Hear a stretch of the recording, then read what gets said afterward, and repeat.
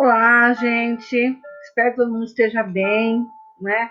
Todo mundo é saudável, todo mundo bem. Hoje nós vamos começar a explorar algumas especificações daquele texto que eu deixei para vocês lerem, que é texto e textualidade, tá? Então, aquele texto ele faz uma visão, ele faz um relato de como se dá essa textualidade. Nas nossas primeiras aulas, a gente falou um pouco sobre o que era o discurso, o que era a capacidade de decodificar alguma coisa, não é? Então, hoje, nós vamos continuar, só que de maneira explorando alguns termos importantes nesse momento, tá bom? Então, olha só. Deixa eu colocar para cá. A gente tem ali, ó, o. Deixa eu fechar aqui. Olha só. Sobre a interpretação do texto, no procedimento da estrutura do texto, tá? Então, nós vamos ver alguns termos para você achar mais fácil, considerar mais fácil aquele texto que você já leu, tá bom? Então, olha só. Então, lá naquele texto tem um conceito de texto, né? Mas aqui tem outro, ó. É uma análise atenta do que está sendo comunicado, é um diálogo que se faz por meio do leitor e do texto. Tá? Esse texto como ferramenta de discurso. Tá? Então, olha só, a gente pode ter alguns conhecimentos prévios de linguística, né? Aqui a gente vai entrar no conceito gramatical.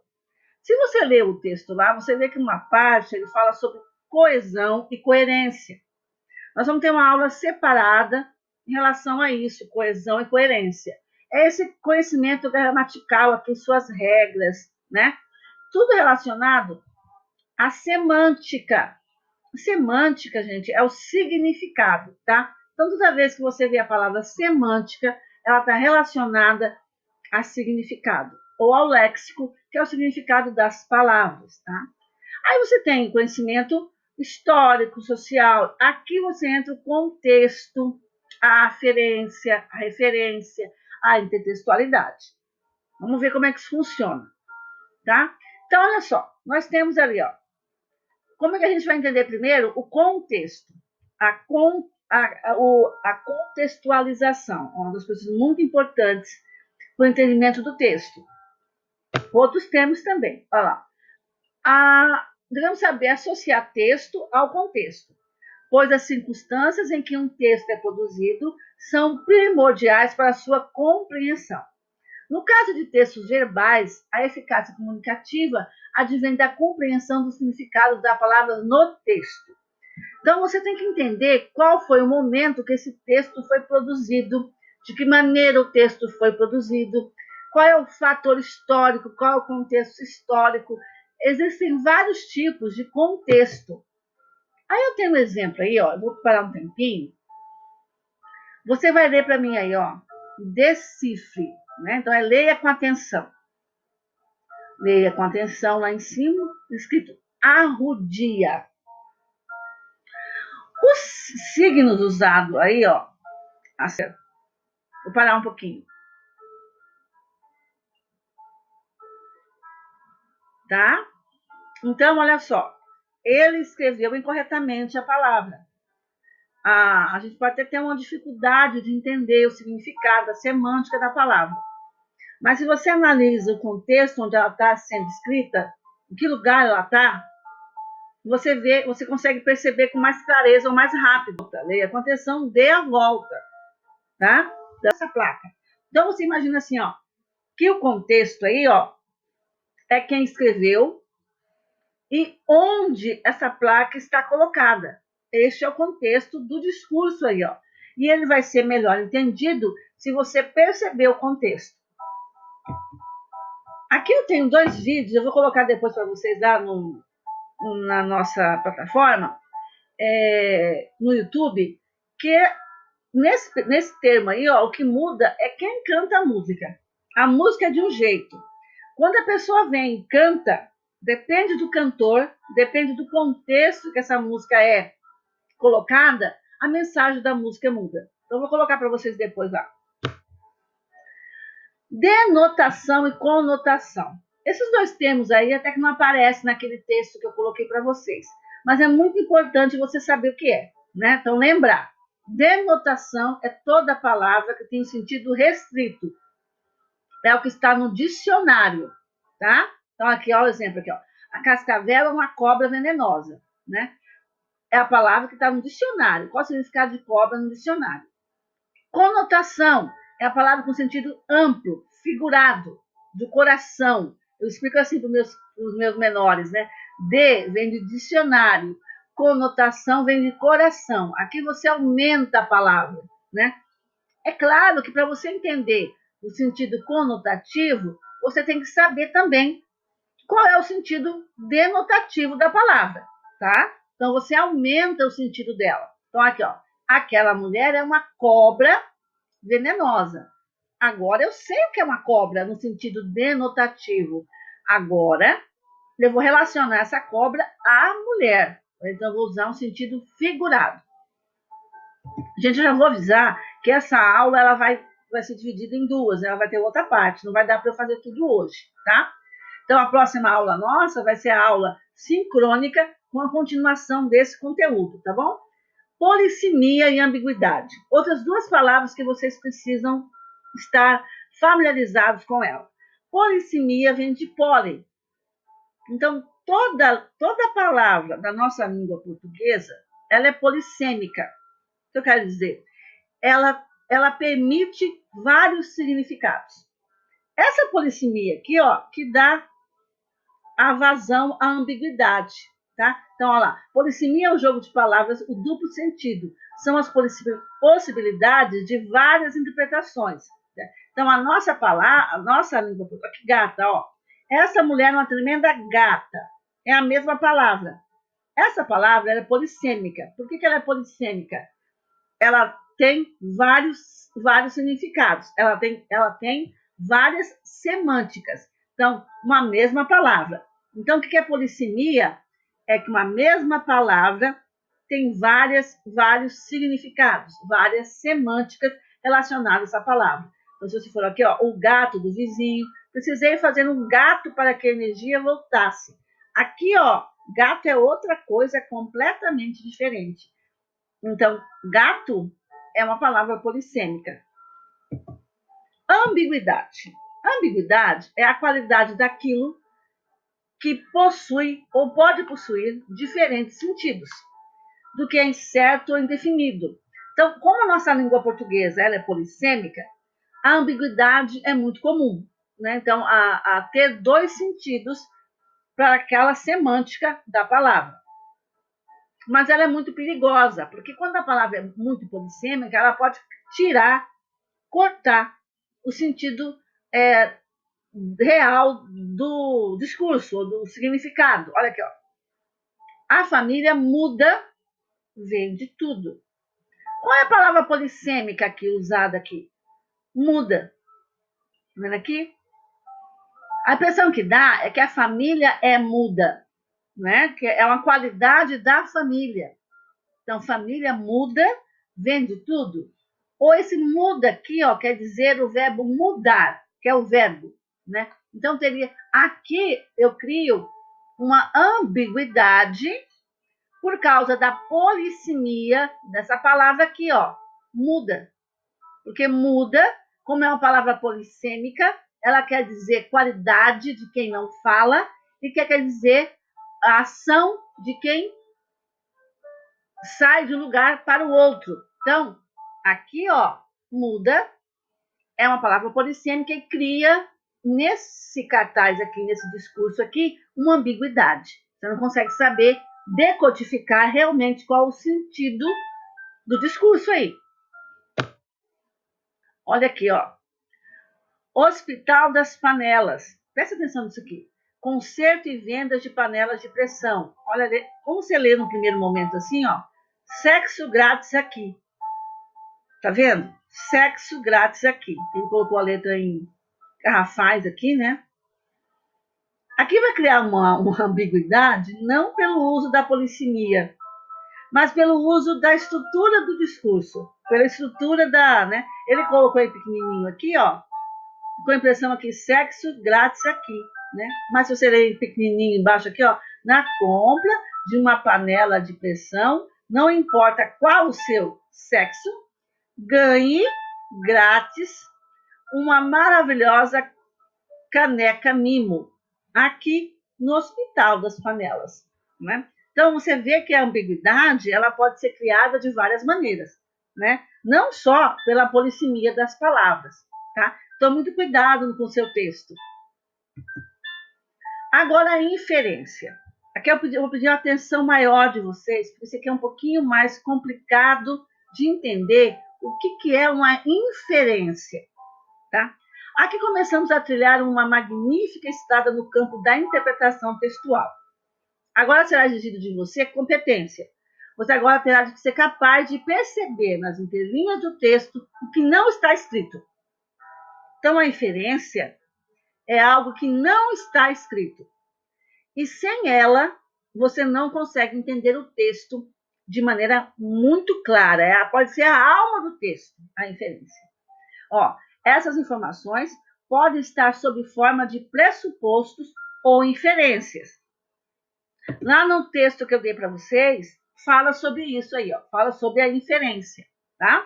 Então, olha só, a gente tem pressupostos e subentendidos dentro de um texto, que são informações implícitas, né? Então, olha só, pressuposto não estão escritos na frase, mas podem ser entendidos por causa de uma palavra ou expressão contida na sentença. Subentendido sempre envolve um julgamento, um juízo de valor e, por vezes, leva à distorção da verdade. Isso aqui, ó, não aparece escrito no texto, ela está nas entrelinhas. Olha aqui. Pressuposto. Podemos definir como pressuposto as ideias apresentadas implicitamente pelo texto, ou seja, são ideias que não estão escritas, mas podem ser verificadas por certas palavras e expressões contidas no texto. Exemplo: o concurseiro deixou de sair aos sábados para estudar mais. Qual que é o pressuposto aqui que eu tenho? Que o concurseiro saía todo sábado. Ele deixou de sair, tá? Então é um pressuposto, tá? Olha aqui, ó. O novo fiscal de renda continua estudando para concursos. Então, pressuposto, o fiscal estudava antes de passar. Ou então ele estudou, ele fez algum curso, reprovou e continua estudando. Espera do candidato pelo gabarito oficial acabou. A espera do candidato pelo gabarito oficial acabou. Pressuposto, os candidatos estavam esperando o resultado. Ó, o pressuposto de novo. Ó, o pressuposto não são escritos na frase, mas podem ser entendidos por causa de uma palavra ou expressão contida na sentença. Olha aqui, ó. Passei o dia todo na escola, mas foi bom. Informação explícita, que eu passei o dia inteiro na escola. Esse tempo na escola foi bom. Só que eu tenho mais ali, ó. Esse mais aqui, ó, ele vai tirar ou trazer à tona um outro pressuposto. O pressuposto que geralmente o tempo na escola não é tão bom assim. Só esse mais aqui. Ó. Quando eu digo, ó, passei o dia todo na escola, mas foi bom, é pressuposto que eu acho muito ruim ficar na escola. Tá? Tá, aqui tem uma outra lá, ó. Aqui, ó, um pressuposto, ó. Ela faz um raciocínio, aqui mais uma inferência, né? Ela faz um raciocínio, ó, e chega a uma conclusão. Esse aqui, ó, é uma inferência, tá? Vou voltar lá na inferência. Isso aqui é uma inferência. Ó, ela olha de novo, ela estabelece um raciocínio e chega a uma conclusão. Caramba! Tá? Isso aqui é uma inferência, não é um pressuposto. É diferente. Porque a inferência, ela não se dá através de palavras. A inferência é uma lógica fora da palavra. Vou voltar no pressuposto. O pressuposto, você tem uma palavra aqui, ó. tá? Na inferência, você não vai ter palavras, você vai ter um raciocínio para chegar à conclusão. Olha lá, a inferência é uma operação mental pela qual se extrai uma conclusão de uma ou mais proposições já conhecidas. A inferência pode ser extraída também de alguma sensação. Vou dar um exemplo aqui, ó. Tem inferências imediatas, né? As que a conclusão antecede a uma única premissa, você tem uma ideia, aí você tem uma referência imediata. Ou tem inferências mediatas, né? Que as conclusões antecedem pelo menos duas premissas. Então você tem um raciocínio. Deixa eu dar um exemplo aqui. Esse aqui é o exemplo, ó. Vamos lá, vamos usar a inferência, tá? Isso aqui é uma frase retirada da Bíblia de São João Evangelista. Ele diz assim, ó. Se alguém disser, eu amo a Deus e odeio meu irmão, é mentiroso, pois aquele que não ama seu irmão, a quem viu, não pode amar a Deus a quem não viu. Eu tenho aí uma inferência que vai estabelecer toda a lógica do discurso, a lógica do texto. Vamos imaginar que todos nós somos alienígenas, nunca viemos à Terra, nunca. A gente não sabe o que é a Terra, só que a gente sabe ler. E aí a gente lê esse texto aí, ó. Se alguém disser, eu amo a Deus e odeio meu irmão, é mentiroso. Por que ele é mentiroso? Pois aquele que não ama seu irmão, a quem viu, tá lá. Então, se eu amo meu irmão que eu vi, eu não posso odiar o meu irmão que eu estou vendo? Mas por que eu não posso odiar quem eu vejo? Como pode amar a Deus a quem não viu? Como? Como eu posso amar a Deus a quem eu não vejo? Olha, qual que é a grande inferência aqui? Qual é a grande inferência aqui? A grande inferência aqui, ó, gente, é os ensinamentos de Deus. Sem os ensinamentos de Deus, você não consegue perceber todo esse discurso. Esse discurso está baseado em quê? Na grande inferência, que é o discurso de Deus. Qual que é o discurso de Deus? Aí você tem que fazer o raciocínio. Qual é o discurso de Deus? Deus não diz assim, ó, amar a todos como irmãos, né? E qual é amar a Deus sobre todas as coisas? Então tem lá o mandamento de Deus. Qual que é? Amar a Deus sobre todas as coisas. Mas se você ama a Deus sobre todas as coisas e um Deus que você não vê, como é que você vai odiar o seu irmão, alguém que você vê, sem ir contra os mandamentos de Deus? Então você é o quê? É mentiroso. Eu amo a Deus. Para amar a Deus, eu tenho que seguir os mandamentos de Deus. Olha a outra inferência aqui, ó. Quando você ama, você segue os mandamentos. Quais são os mandamentos de Deus? Se os mandamentos de Deus me diz também que todo mundo é filho dele e todos nós somos irmãos, como é que eu vou odiar meu irmão? Então, olha o tanto de inferência que não está escrito aqui no texto. Essas inferências você possui por causa do raciocínio, do conhecimento prévio que você tem. Tá? Então você vai chegando à conclusão. Se fosse uma alienígena que não conhecesse nenhuma base no planeta Terra, não entenderia isso aqui. Não entenderia quais são os mandamentos de Deus, não entenderia o que é meu irmão aqui, ó, meu irmão de sangue, o que é isso, meu irmão? Tá? Então tem toda uma inferência aqui neste trechinho para eu poder entender, tá? Eu tenho outra aqui, ó, né? Querido filho, como você tem passado? Sua mãe e eu estamos bem, estamos com saudades. Por favor, desligue seu computador, desça as escadas e venha comer algo com amor, papai. tá? Olha só, porque eu tenho toda também uma inferência que não está escrita no texto, que eu percebo, pelo raciocínio que eu estabeleço. Aqui é ótima essa inferência. Vamos lá, vamos ler para vocês aí. Ó. O Manuel vai passando em frente a uma livraria e vê um amigo saindo com um livro debaixo do braço. Que livro é esse? Ele pergunta curioso. Um livro sobre lógica. Lógica? O que é isso? Vou te dar um exemplo. Você tem aquário. Lógica é inferência, tá, gente? Ó. Vou te dar um exemplo. Você tem aquário em casa? Tenho. Então, se você tem um aquário em casa, logicamente tem água dentro. É, tem sim.